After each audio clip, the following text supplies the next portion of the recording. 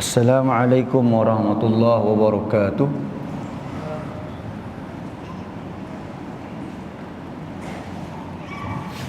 Innal hamdalillah nahmaduhu wa nasta'inuhu wa nastahdihi wa nastaghfiruh. Wa na'udzu billahi min shururi anfusina wa min sayyiati a'malina. May yahdihillahu fala mudilla lahu wa may yudlil fala hadiya lahu. Asyhadu an la ilaha illallah wahdahu la syarika lah wa asyhadu anna Muhammadan abduhu wa rasuluh. Allahumma salli wa sallim ala nabiyyina Muhammad wa ala alihi wa ashabihi wa man tabi'ahum bi ihsanin ila yaumiddin. Allahumma anfa'na bima 'allamtana wa 'allimna ma yanfa'una wa zidna ilma. Subhanaka la ilma lana illa ma 'allamtana innaka antal alimul hakim. Allahumma amin. Yang berusaha, tuan pengurusi serta seluruh ahli jawatan kuasa kerja masjid Imam Syafi'i yang kita hormati lagi kita muliakan ustaz-ustaz, ustazah-ustazah, tuan-tuan imam, tuan-tuan bilal dan seterusnya seluruh muslimin muslimat, hadirin hadirat yang dikasihi sekalian. Alhamdulillah, kita bersyukur kepada Allah Subhanahu wa taala, malam ini kita dapat bertemu lagi untuk menyambung kuliah tadabbur Quran kita menerusi surah Al-Fatihah. Dan malam ini kita akan sambung insya-Allah ayat yang ketiga. Jadi ayat yang ketiga ini adalah nama dan sifat Allah yang mulia, iaitu Ar-Rahman dan Ar-Rahim. Kalau kita lihat di dalam mushaf, kalimah Ar-Rahman ini dimulai, maksud saya dimulai itu adalah huruf akhir dia, iaitu nun tu, dia berharakat dengan harakat kasrah. Dalam bahasa Arab, secara asasnya, kalau sesuatu ayat tu dia bermula, dia mesti bermula dengan kalimah itu berbaris dhammah. Macam ayat yang kedua tu, alhamdu. Bila dimula macam tu, alhamdu ke apa-apa ayat lah yang mula dengan tanzilul kitabi, dia mula dengan baris dhammah dekat kalimah pertama dia. Pada kalimah pertama, pada huruf terakhir dia tu berbaris dhammah, itu merupakan subjek, atau bahasa Arab panggil mubtada, pemula ayat. Tapi kalau kita perhatikan di dalam ayat ketiga ni, dia mula dengan baris bawah. Bila dia mula dengan baris bawah, atau selain baris bawah, baris atas pun sama juga, itu menandakan bahawa ayat itu dia bukan permulaan. Perkataan tu dia bukan permulaan ayat. Jadi sama ada perkataan yang digugurkan, ataupun kemungkinan besar dia adalah sambungan. Dia adalah sambungan daripada ayat sebelum dia. Jadi dekat sini, dekat ayat yang ketiga ni, Ar-Rahman di sini dia adalah sambungan daripada lafaz hamdalah pada ayat kedua ni. Macam mana kita tahu dia sambung? Kalau kita belajar bahasa Arab, kita kenal dengan tanda baris. Alhamdu di baris depan, lillahi baris bawah, hujung ni. Dia kalau dalam subjek bahasa Arab, untuk tata bahasa kita akan tengok huruf akhir dia baris apa. Sebab tu kalau kita mengaji daripada kecil dulu, ustaz kata baca baris betul-betul. Dia ada sebab, supaya nanti bila kita dah besar, belajar sikit ilmu, sikit nahwu saraf, kita tahu kesan dia apa dia. Bukan saja-saja salah baris ni. Jadi bila baris bawah dia ada kaitan. Maksudnya dia kesinambungan. Seolah-olah nak bagi tahu apa dia, masa kita belajar tentang ayat kedua ni, terjemahan dia adalah segala pujian kesyukuran itu bagi Allah. Ini adalah mubtada, ini adalah subjek, ini adalah predikat dia. Segala pujian kesyukuran itu adalah bagi Allah. Kemudian dihuraikan siapakah Allah. Pertama, Rabbil Alamin. Ini adalah sifat kepada Allah. Jadi ayat dia, segala pujian kesyukuran itu bagi Allah yang mencipta dan memerintah sekalian alam. Ayat ketiga sebabkan dia mula dari bawah, tuan-tuan, rupanya dia sambunglah. Sebab tu biasa kita akan terjemah apa? Lagi yang maha pemurah. Kemudian Ar-Rahim ni pun dari bawah juga. Maksudnya dia masih bersambung lagi. Ini yang pertama menjelaskan siapa Allah. Ar-Rahman ni baris bawah pula dia menjelaskan kedua. Siapakah Allah? Dan ini baris bawah menjadi penerangan kali yang ke-3. Nanti kalau kita sampai kepada Maliki Yaumiddin pun sama. Maliki tu dia mula-mula ayat tapi baris bawah. Jadi maksudnya nanti kita akan bincang dekat Maliki, dia adalah nombor 4. Nombor 1 adalah sifat Rabbil Alamin. Nombor 2 adalah sifat Ar-Rahman. Nombor 3 adalah sifat Ar-Rahim. 4 nanti Maliki Yaumiddin. Jadi seolah-olah kita boleh faham macam ni. Segala pujian kesyukuran itu bagi Allah yang mencipta dan memerintah sekalian alam. 1. 2. Segala pujian kesyukuran itu bagi Allah yang Maha Pemurah. Itu yang kedua. Yang ketiga, segala pujian kesyukuran itu bagi Allah yang Maha Penyayang. Nanti yang keempat, tambah balik dari sini. Segala pujian kesyukuran itu bagi Allah yang menguasai hari pembalasan. Jadi kenapa kita kena faham macam ni? Sebab Quran ni kita nak faham kan, bila kita sebut tadabbur, saya ulang lagi, saya akan ulang selalu tadabbur ni apa dia. Bila kita kata tadabbur ni, kalau tuan-tuan salin boleh tengok nota-nota yang lama. Tadabbur ni ada dua dia punya kata kunci dia. Satu apa dia? Dubur. Yang kedua adalah tadbir. Dubur maksudnya apa? Hujung. Tadbir maksudnya apa dia? Urus. Jadi perkataan tadabbur menganjurkan kepada kita untuk apa dia? Satu, membaca suatu ayat itu sampai ke hujung. Kita pun belajar tajwid, ada wakaf tam ke wakaf hasan. Jadi kita boleh baca terus kat sini, kita faham, oh ni masih bersambung. So masih belum hujung lagi. Hujung betul-betul dekat Maliki Yaumiddin. Jadi kat situ kita faham, oh di sini konteks ayat ini adalah apa? Konteks ini adalah sedang memuji Allah yang Maha Pemurah. Berbeza dengan bismillah. Bismillah pun ada kalimah Ar-Rahman juga. Konteks dia tak sama. Konteks Bismillahirrahmanirrahim adalah konteks bertawassul menerusi nama Allah. Kita nak mulakan bacaan Al-Quran, kita nak sebut nama Allah untuk tolong kita. Tapi untuk ayat ketiga surah Al-Fatihah, konteks dia adalah konteks kita sedang memuji Allah. Sebab Alhamdulillah maksud apa dia? Pujian dan kesyukuran.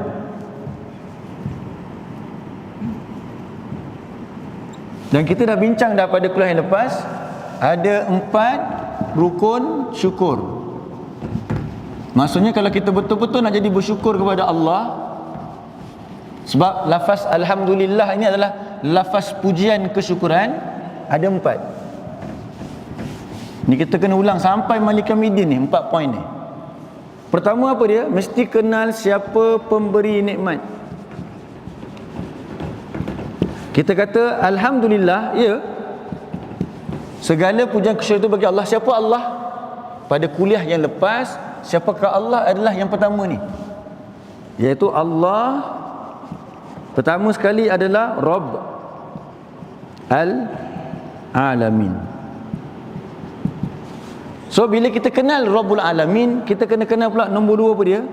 Kenal nikmatnya.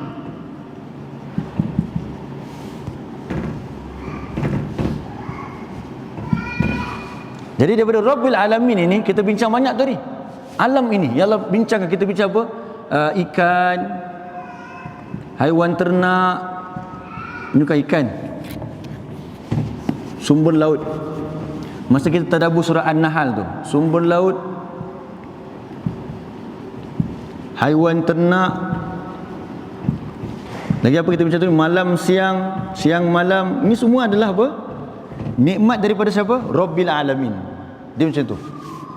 Lagi apa? Dan banyak kita bincang tadi. Apa lagi ya? Kalau tak silap, hujan, tanaman. Bila kita tahu semua nikmat ini, maksudnya kita kenal siapa pemberi nikmat. So bila kita ucap Alhamdulillah Rabbil Alamin, terasa gerun. Sebab kita sedang mengucapkan dia adalah pemilik kepada alam ini. Okey, itu adalah poin pertama. Bila pergi pada poin kedua hari ini, kita akan bincang siapakah Allah pada ayat kedua? Ar-Rahman. Bila kita bincang Ar-Rahman, kita kena bincang apa dia punya apa? Nikmat pula. Maksudnya kita betul-betul kenal siapa memberi nikmat dan kita betul-betul mengucapkan alhamdulillah. Sebab ada orang dia tak boleh bezakan antara nikmat dengan istidraj. Jadi masalah nanti. Dia mungkin boleh dapat apa-apa sahaja. Rupanya dia dapat satu tender tapi hasil kerana na'udzubillah min zalik dia rasuah contohnya. Dapat berita awak dapat lah, dia kata alhamdulillah. Kena tak kena? Tak sesuai. Dia dapat satu pelakon terbaik wanita. Sebab apa? Dia berlakon dengan seorang lelaki, cemerlang dia berlakon. Contoh saja, bukan menghina sesiapa pun. Dia ucap alhamdulillah saya menang anugerah ni. Betul ke tak betul ucapan tersebut? Daripada siapa? Allah tu siapa? Rabbul Alamin. Adakah Allah redha dengan apa yang dilakukan itu? Di situ pentingnya apa dia? Pemahaman tentang siapa pemberi nikmat dan apakah nikmat yang diberikan. Tuan-tuan boleh nampak? Okay, jadi fokus kita pada hari ini adalah Ar-Rahman dulu. Lepas tu kita pergi Ar-Rahim. Kalimah Ar-Rahman diambil daripada perkataan Rahimah. Rahimah tu maksudnya mengasihi, menyayangi.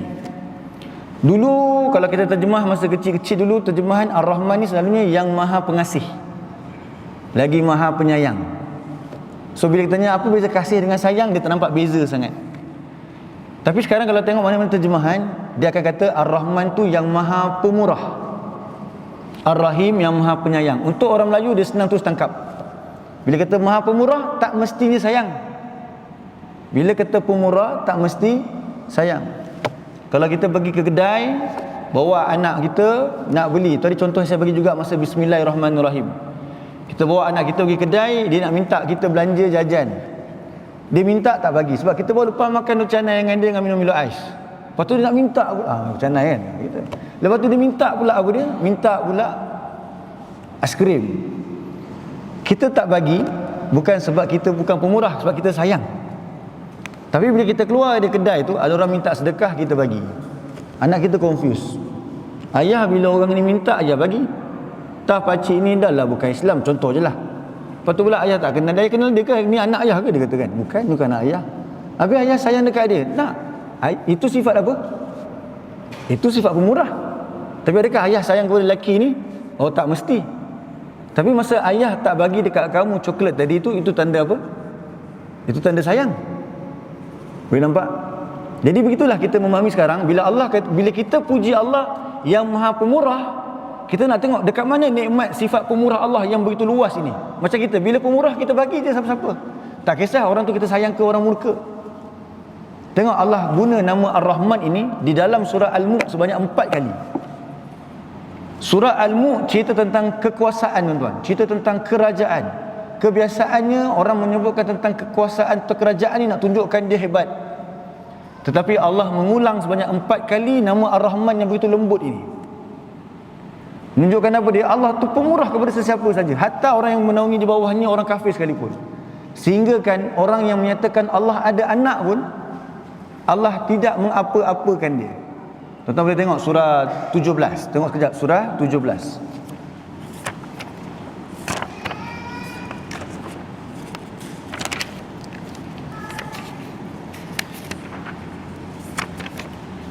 Oh, afwan, surah 19. Surah 19. Tengok ayat 88, muka surat 311. Muka surat 311.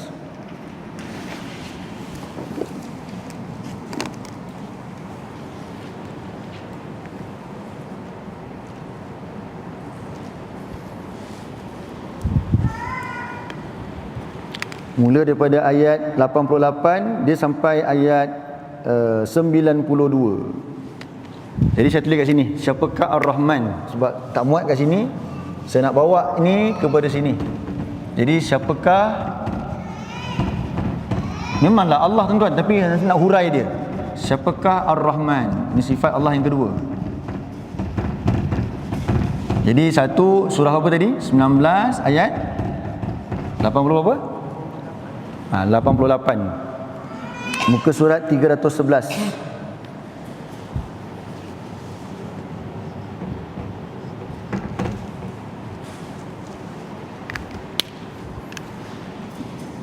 Tuan cuba perhatikan ayat ni, Allah kata wa qalu ittakhadha ar-rahmanu walada.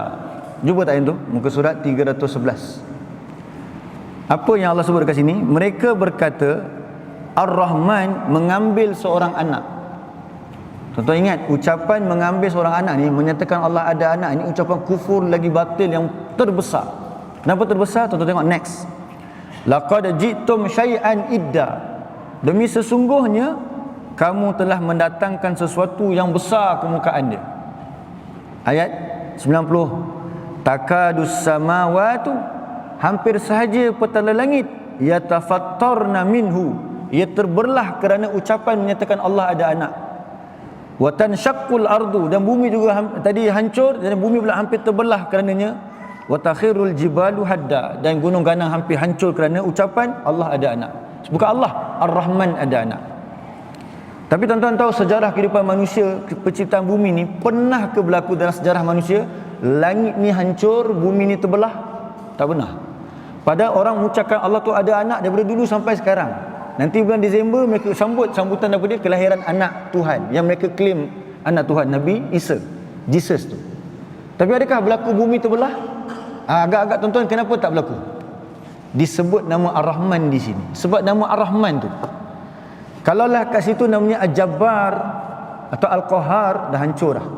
Tapi sebab Ar-Rahman, walaupun ucapan ni batil, mereka hidup selesa dalam keadaan Allah yang bagi rahmat, tetapi Allah tidak mengapa-apakan. Sebab itulah tuan-tuan, kalau nak kenal sifat Ar-Rahman, dia pemurah.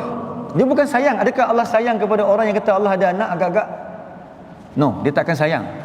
Tetapi sebabkan dia pemurah, dia kesihan, dibiarkan manusia ada tempoh dia, walaupun dia menuduh Allah ada anak. Itulah dia Ar-Rahman. Tuan-tuan bayangkan, kita mengucap tu berulang-ulang kali, apa perasaan kita? Selama kita hidup, tuan, kita ni hidup dalam keadaan, walaupun manusia ni ingkar kepada Allah. Kalau kita hidup pada zaman dulu, Allah dah binasakan dah setengah daripada kita kaum ni. Tapi Allah tak buat apa-apa kerana kita sebut Ar-Rahman berulang-ulang kali setiap hari.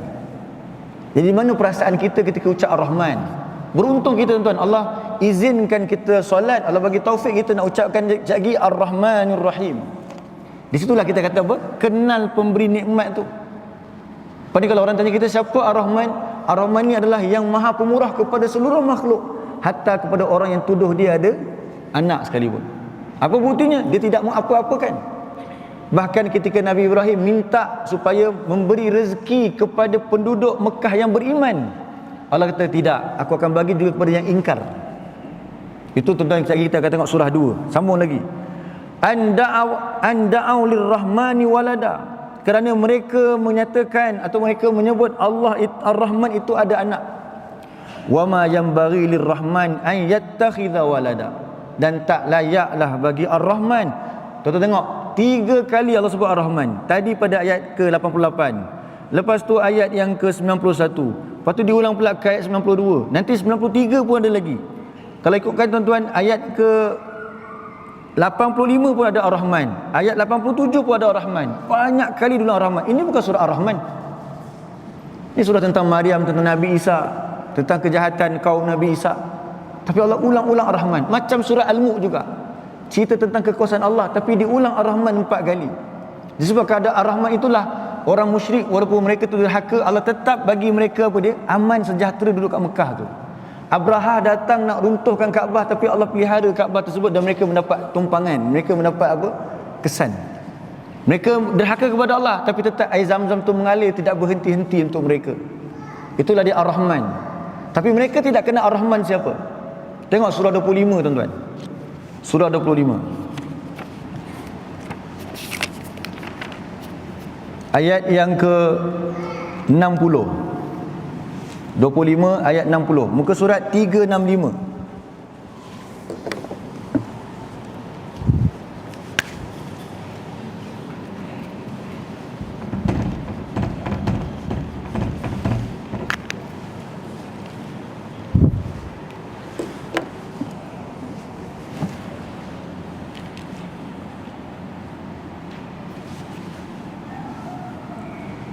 Muka surat 365.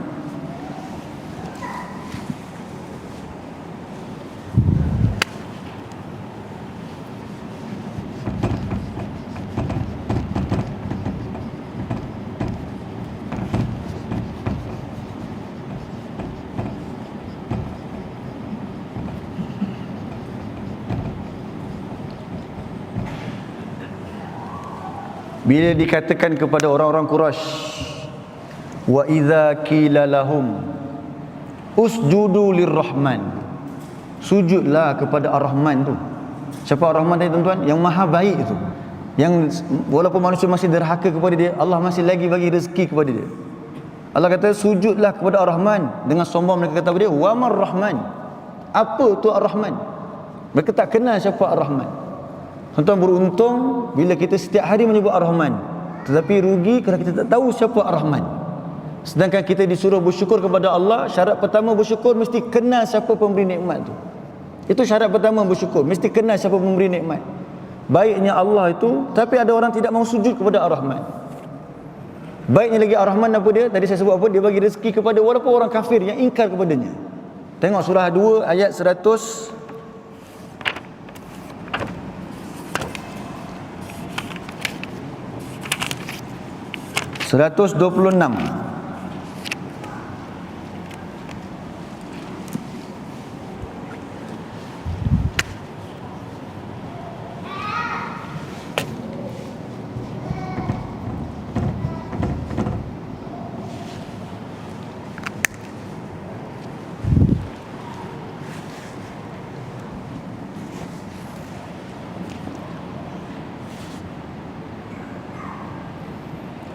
Ke surat 19.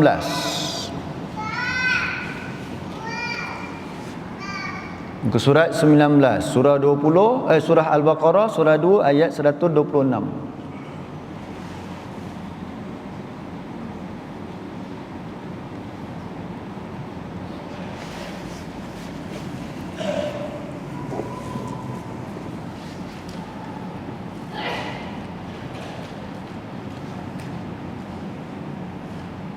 Wa idh qala Ibrahim rabbi ij'al hadza baladan amina. Jumpa yang tu?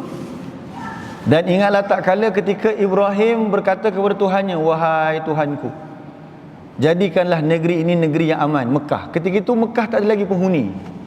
Bukan tak ada penghuni, tidak ada lagi penyembahan berhala.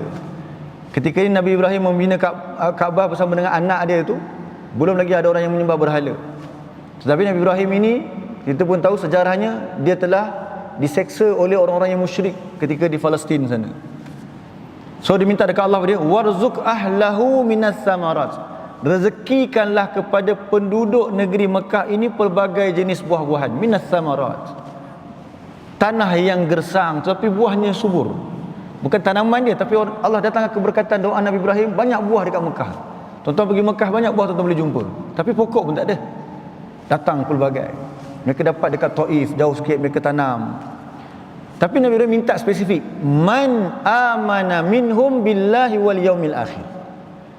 Ya Allah, bagilah kepada penduduk negeri ini yang beriman di antara mereka kepada Allah dan hari kemudian. Nabi Ibrahim minta yang tu je. Jangan bagi orang yang ingkar pada engkau ya Allah. Tapi kata Allah pada dia, waman kafar. Tu jawapan sebelah tu. Qala waman kafar. Allah kata, dan orang kafir juga. Maksudnya apa dia? Wa tu dia sambung. Nabi Ibrahim minta orang beriman saja, Allah kata waman kafar, dan orang kafir juga. Cuma dia hanya dapat dekat bahagian dunia saja. Fa umatti'uhu qalilan. Lalu aku akan senangkan, aku akan berikan kenikmatan kepadanya, tapi qalil. Qalil ini bukan hanya sedikit dari segi kuantiti, tapi yang paling penting dari segi masa. Maksudnya apa dia? Dia hanya dapat dekat dunia saja. Tapi Allah bagi. Kenapa Allah bagi juga? Ar-Rahman. Tuan-tuan kena ingat, kenapa Allah bagi juga? Ar-Rahman. Summa attaruhu, tapi dekat akhirat nanti nahas dia. Dekat akhirat nanti aku akan seksanya ila azabin nar, ke dalam neraka, azab api neraka.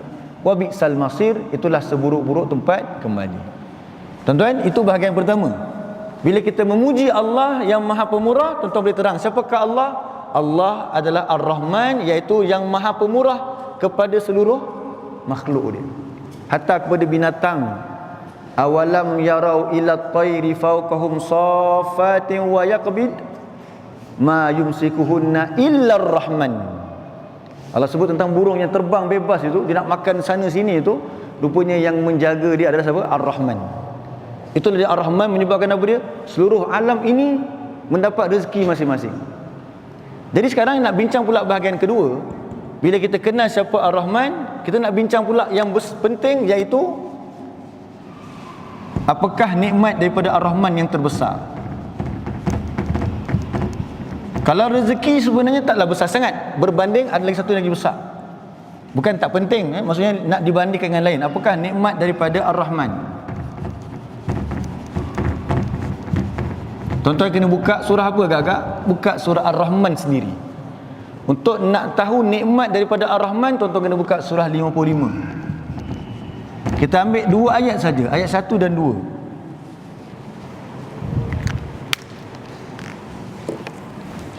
Surah 55 ayat 1 dan 2.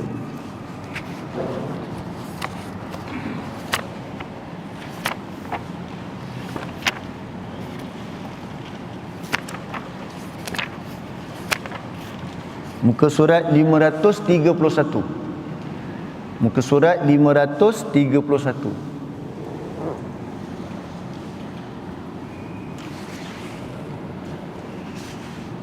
Tuan akan jumpa kan dalam surah Ar-Rahman ni, apa yang paling banyak diulang-ulang? Fabi ayyi ala'i rabbikuma tukadziban. Maka nikmat apa lagi yang kamu dustakan? Maksudnya surah Ar-Rahman ni nak explain nikmat-nikmat daripada Ar-Rahman. Tapi kita letak yang paling top sekali untuk kita ambil, paling atas sekali ranking dia. Baik, sama-sama kita baca untuk ayat ni. A'udzu billahi minasyaitonir rajim. Bismillahirrahmanirrahim. Ar-Rahman 'allamal Quran. Inilah dia nikmat paling besar daripada Ar-Rahman. Sebab nak cerita tentang nikmat lain, khalaqal insan ke, Allah cerita tentang Allah ciptakan pokok-pokok dan sebagainya, bulan bintang. Tapi mula-mula sekali, lepas Allah perkenalkan dirinya Ar-Rahman, yang maha pemurah, yang maha baik, hatta kepada orang kafir sekalipun, Allah kata 'allamal Quran. Allah gandingkan selepas Ar-Rahman tu, Allah terangkan Allah lah yang mengajarkan Al-Quran. Jadi kalau orang tanya kita, kamu bersyukur kepada Ar-Rahman ni kerana apa? Tu mak, kita ada jawapan. Kamu ucapkan Alhamdulillahirrahman tadi. Tak ada ustaz, kami ucap Alhamdulillahirabbil alamin Ar-Rahman. Kan tadi saya sebut, ayat ni dia bersambung. Jadi faham dia ada 3. Satu, Alhamdulillahirabbil alamin. Kedua, Alhamdulillahirrahman. Dan Alhamdulillah adalah ucapan pujian serta kesyukuran. Orang tanya kita, siapa Ar-Rahman? Kita dah terang. Kenapa kamu puji Ar-Rahman? Satu hari kamu ulang-ulang 17 kali ini, masalah dia. Besar sangat ke dia bagi? Yes. Kerana nikmat paling agung yang dia bagi kepada kami adalah dia mengajarkan Al-Quran.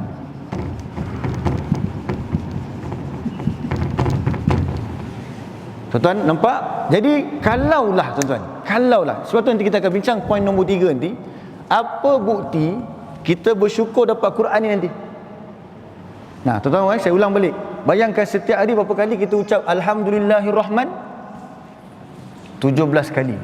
17 kali kita ucap Alhamdulillahirrahman. Lafaz Alhamdulillah tu tak ada lah, faham dia begitu. Jadi sebenarnya kita sedar tak kita dapat apa daripada Ar-Rahman ni? Jawablah, aku dapat Al-Quran. Tapi kalau Al-Quran tu tak ada dibaca, tak dipedulikan, lagi masa surah solat isyak lagi dia sebut lagi Alhamdulillahirabbil alamin Ar-Rahmanir Rahim. Tapi tetap juga Quran dia tak peduli. Besok pagi subuh datang lagi solat subuh, Alhamdulillahirabbil alamin Ar-Rahmanir Rahim. Orang tanya Ar-Rahman tu dia bawa apa kepada kamu? Dia bagi aku Quran. Mana Quran dekat jiwa kamu? Tak ada.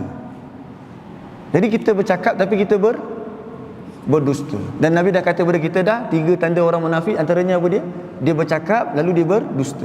Kita selalu pakai hadis itu untuk orang lain. Na'udzubillah min zalik. Rupanya kita kita berdusta kepada siapa? Tuhan kita. Kita buat pengakuan, beria-ria kita buat pengakuan. Alhamdulillahirabbil alamin Ar-Rahmanir Rahim. Quran jadi apa dia? Suci dalam debu. Kenapa suci dalam debu? Dia suci nak pegang takut tak ada wuduk, tetapi berdebu sebab tak dikutip, tak diangkat dan tak dibelik-belik Quran tersebut. Kena ubah tuan-tuan sikap ini. Sebab kita buat pengakuan Alhamdulillahirabbil alamin Ar-Rahman. Jadi Allah turunkan Al-Quran. Cuma Allah kata dalam ayat ini yang menariknya, Allah mengajarkan Al-Quran. Macam mana Allah mengajarkan Al-Quran? Ada sesiapa yang belajar Al-Quran dengan Allah? Saya bagi contoh. Ini contoh saja. Nama Tun Mahathir lah yang membina Putrajaya. Betul tak kita sebut macam tu? Betul tak kita kata Tun Mahathir membina Putrajaya? Betul tak? Tak ucapan kita. Tapi betul ke dia bina? Dia ketuk lah. Tapi kita kata apa dia? Tun Mahathir membina Putrajaya. Adakah dia yang membunuh Putrajaya itu secara hakiki?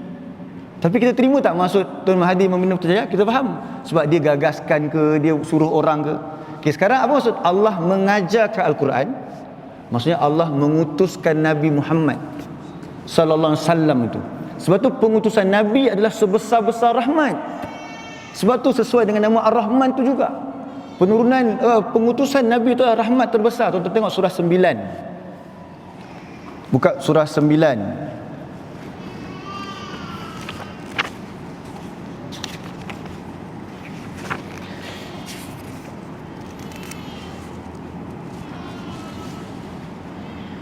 Sekejap. Surah 21. Surah 21. Surah 21 tuan-tuan puan. Surah 21 ayat yang ke 107. 107. Surah 21 ayat 107. Muka surat 331. Jadi bagaimana Allah mengajarkan kita Quran? Dengan mengutuskan siapa? Nabi Muhammad sallallahu alaihi wasallam. Muka surat 331 ayat yang ke 107.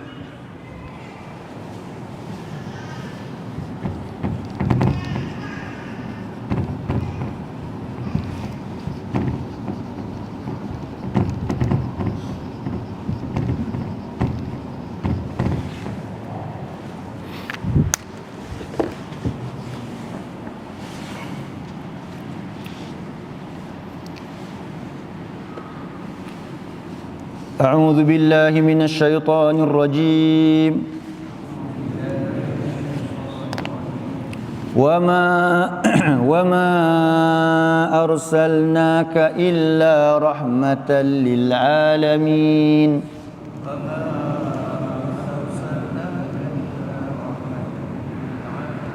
Dia kalau tuan-tuan jumpa kalimah ma, lepas tu ada illa. Ma, lepas tu dia ada apa? Illa. Macam dalam surah Al-Baqarah, wa ma yakhda'una illa anfusahum. Ni kaedah ni. Kalau jumpa ma lepas tu ada illa, terjemahannya apa? Tidak lain. Tidak lain. Maksudnya apa? Tak lain, tak bukan. Tak boleh tak. Jadi Allah kata wa ma arsalnaka illa, dan tidak lain. Dah nafi, lepas tu isbat. Dan tidak lain kami utuskan engkau wahai Rasul sebagai rahmat lil alamin. Kenapa Allah boleh utus Nabi sebagai rahmat? Sebab yang mengutuskannya adalah Ar-Rahman tadi tu. Ar-Rahman tu siapa? Pemilik rahmat. Nama Ar-Rahman itu daripada perkataan Rahami, itulah yang perkataan rahmah. Sebab tu Ar-Rahman bermaksud Zur Rahmah. Ar-Rahman bermaksud apa? Zur Rahmah, pemilik rahmat.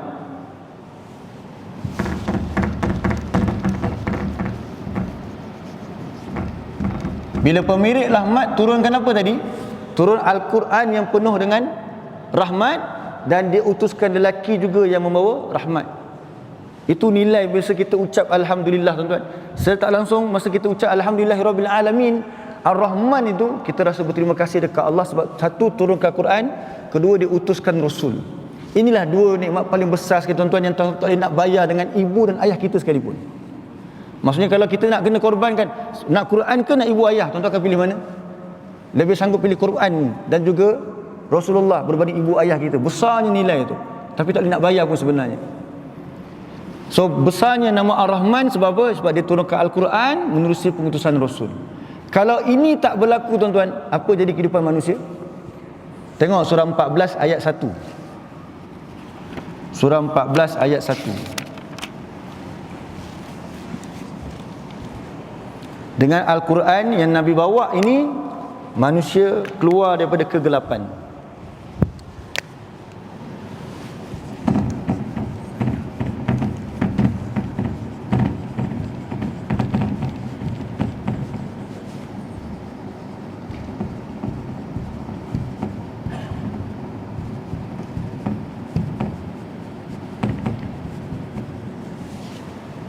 Surah 14 ayat 1.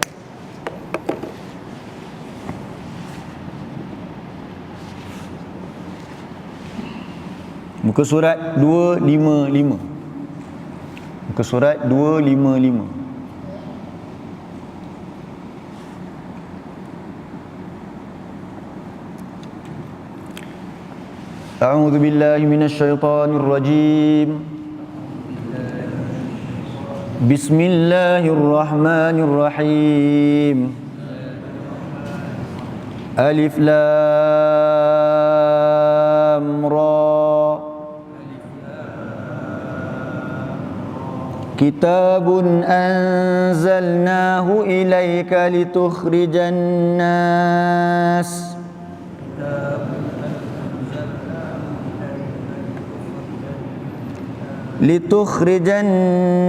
minadh dhulumati ilan nur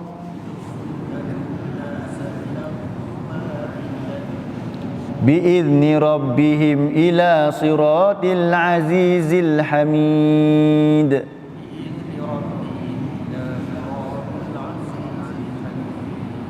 Alif lam ra. Ini adalah sebuah kitab. Quran ini sebuah kitab yang kami turunkannya kepada engkau wahai Rasul. Sebagai pembawa apa tadi? Rahmat. Siapa yang menurunkan Rasul, mengutuskan Rasul itu? Ar-Rahman. Jadi kitab ini yang penuh rahmat, dan engkau juga pembawa rahmat itu, kami turunkan kitab ini kepada engkau litukhrijan nas. Ini sebesar-besar nikmat tuan-tuan.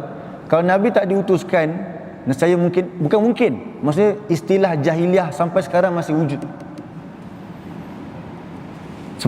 Tetapi disebabkan Allah utuskan Nabi, engkau dapat membebaskan manusia. Tukhrija itu maksudnya membebaskan manusia.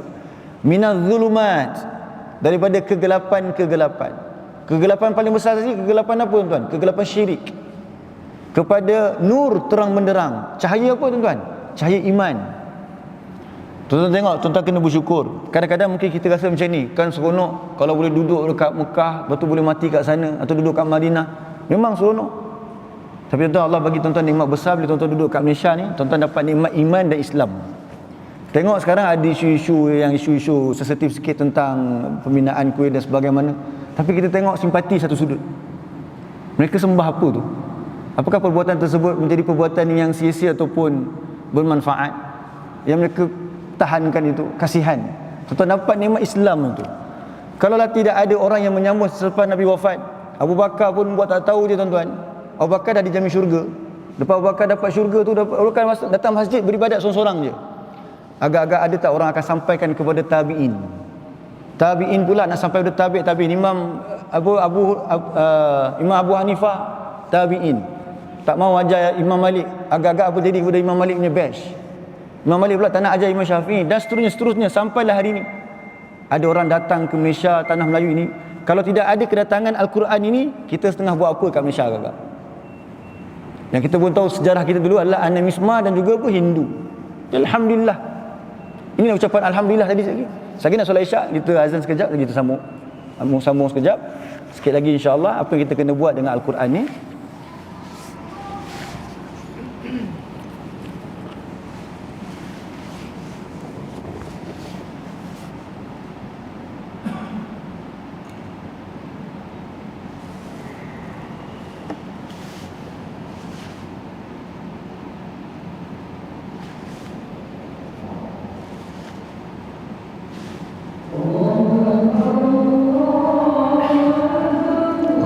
Allah.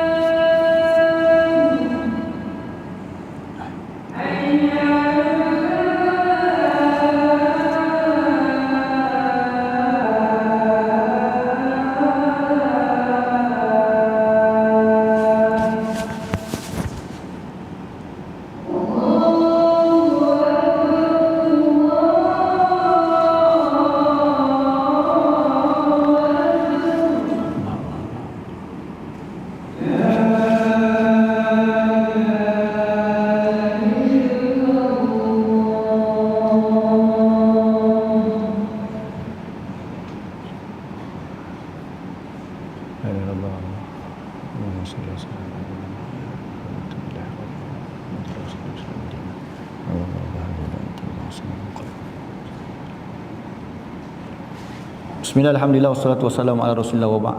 Jadi tuan-tuan, saya ulang balik sedikit. Bila kita ucap Alhamdulillahirrahman, ada dua benda paling besar. Satu, penurunan Al-Quran itu, dan yang kedua adalah pengutusan Rasul. Jadi Allah tanya kita, kamu bersyukur ke tidak? Allah tanya, kenapa kamu sampai kufur? Kamu kufur nikmat yang dua besar ni. Tengok surah 3 ayat 101. Surah 3 101.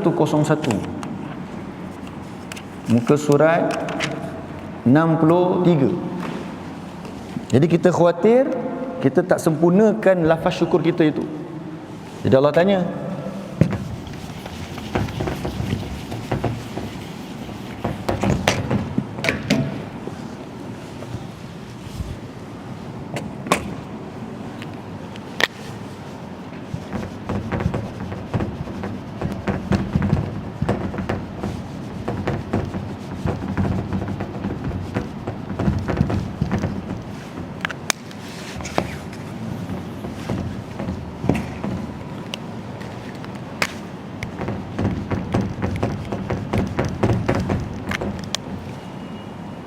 muka surat 63.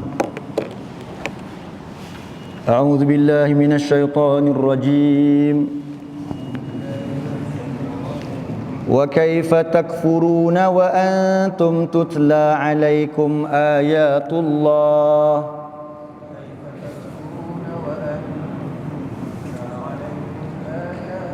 wa fiikum rasuluhu وَمَنْ يَعْتَصِمْ بِاللَّهِ فَقَدْ هُدِيَ إِلَى صِرَاطٍ مُسْتَقِيمٍ.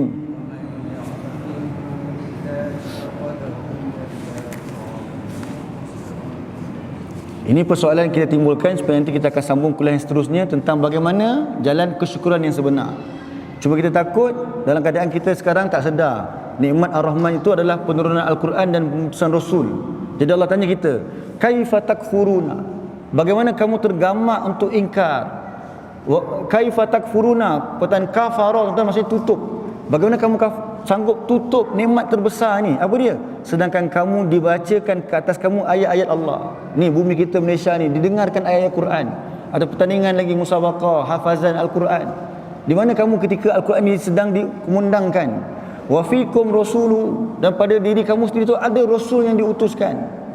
Adakah betul-betul kamu bersyukur atau hanya sekadar mengucapkan alhamdulillahirabbil alamin arrahmanir rahim? Kata Allah, wa may ya'tasim billah, maka barang siapa yang berpegang teguh dengan tali Allah, dengan Allah, faqad hudiya ila siratim mustaqim, maka benar-benar dia diberi petunjuk ke jalan yang lurus.